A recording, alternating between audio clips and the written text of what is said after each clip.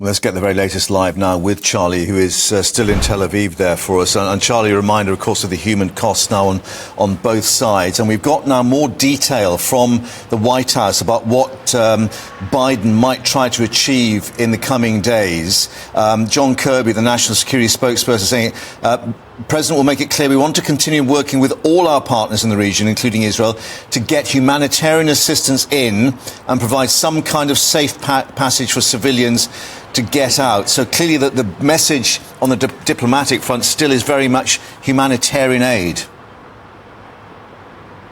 Yes, and this has been the big question of the last few days. Is it going to be possible to open the Rafah crossing and allow foreign nationals in particular to exit, but also to allow aid to enter? We have seen dozens of trucks gathering on the Egyptian side over the last 48 hours, but so far none have entered. There have been now 3 occasions when the Americans have expressed hope that the Rafah crossing may open. At one point they said it would open imminently, they expected, and then nothing occurred. In fact, yesterday, instead of the crossing opening, we saw some shelling landing around the gate there on the Egyptian side. We still don't know who launched the point of origin of that shelling on the gate, but the Hamas-affiliated radio station in southern Gaza claimed that it was launched by the IDF, who, as you can imagine, denied that accusation. But the situation in South Gaza is becoming extremely untenable for the people there. And of course, it comes as the Israelis are asking so many people to move from the north to the south for that likely ground invasion. We have heard in the last 2 hours from a colonel in the IDF communications department who said that other options may be open in terms of what the IDF did next. But I don't think it's worth reading into that too much. That ground invasion does seem to be the most likely option there by some distance. And so they really urgently need people to move south. But of course, so many Gazans in the north saying that is frankly impossible. Over 600,000 have made the journey, but hundreds of thousands remain. And many of them are children in hospitals in intensive care, or the elderly who just can't move out of that area, especially the Shifa hospital in Gaza City.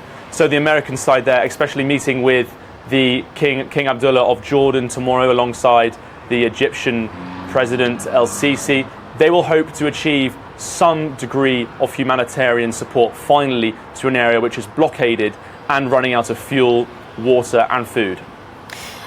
Something I just want to ask you about, Charlie, is the IDF has been speaking, and they appear to have cast a little bit of doubt on this expected ground offensive, saying that this is Lieutenant Colonel Richard Hecht saying we're preparing for the next stages of war.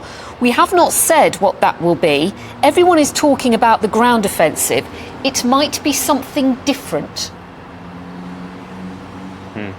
Well, I think Colonel Hecht, I just don't think we should read too much into that statement. I think what everyone anticipates in Israel is that ground invasion. Attending the press conferences so far, they do speak quite fluidly about a range of issues, and people, I think, are reading in quite closely onto that comment. And of course, the military will never announce its plans so clearly just before it commits to an invasion. So I think it's just a standard line there from the colonel. But there are and there have been significant operations outside of just that ground build-up of that convoy on the south alongside the Gaza Strip. There have also been sea and air operations, of course, continuing on the Gaza Strip. We saw the first footage this morning of IDF warships launching rockets into the Gaza Strip. Where they struck, they claimed more of Hamas military capabilities. And we've also had reports in the last hour that the Hamas commander who controls the Rafah crossing, who is in charge of that situation from the Gazan side, has also been killed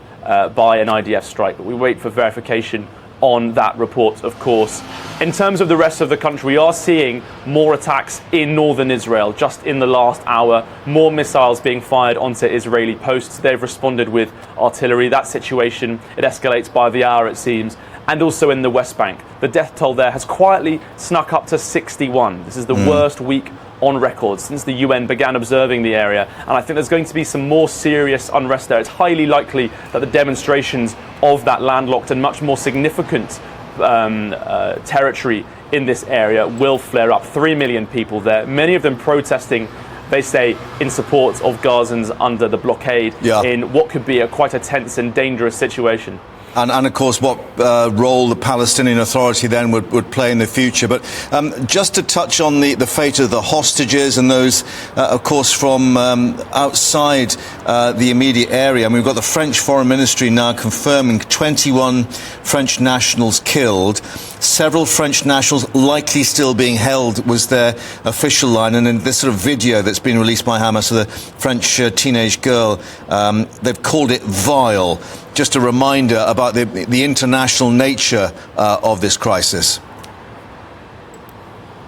Yes, and many people, of course, urging the Israelis to do what they can to recover those hostages. That is a big part of the international dialogue here and the diplomacy taking place. Some 199 understood to be under Hamas control. But of course, as the delayed approach to that likely invasion continues, this not only gives them more time to prepare their forces, but also to gather more intelligence on the latest understanding of where those hostages are. Because Gaza is a place of two layers, the civilian layers on the top, but also some 500 kilometers of tunnels underneath. And those hostages could be anywhere underneath them. And so they need more time to develop a greater understanding of where those people might be being kept, what their state is, and whether or not it's going to be possible to extract them during any invasion. Charlie in Tel Aviv, thank you very much indeed for updating us there with